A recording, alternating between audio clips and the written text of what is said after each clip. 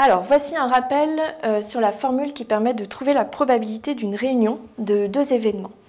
Alors, sachez que c'est une formule fondamentale, une formule de base, une des premières formules que vous avez dû voir dans le chapitre sur les probabilités, mais néanmoins, c'est une formule absolument essentielle qu'on a besoin d'utiliser très souvent dans les exercices de bac. Tout d'abord, on commence par un rappel sur les notations. J'ai représenté ici l'univers, oméga, et deux événements A et B.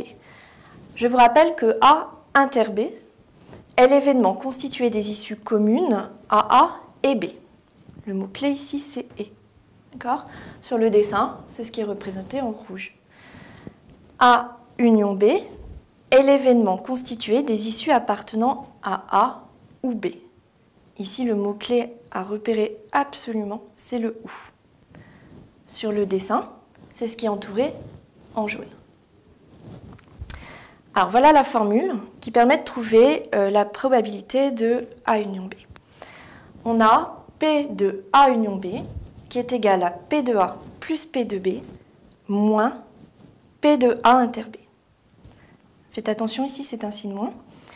C'est un signe moins tout simplement parce que, regardez la figure, vous voyez que A inter B, ce qui est assuré en rouge, en fait c'est à la fois dans A et dans B. Et donc, c'est compté deux fois ici. Une fois dans P de A, une fois dans P de B. Donc, on le retire une fois. Cette formule a un cas particulier qui est important lorsque A inter B est égal à l'ensemble vide. Dans ce cas-là, je vous rappelle qu'on dit que A et B sont des événements incompatibles ou disjoints. Alors, dans ce cas-là, P de A inter B vaut 0. Et la formule se simplifie et devient P de A plus P de B. Voilà.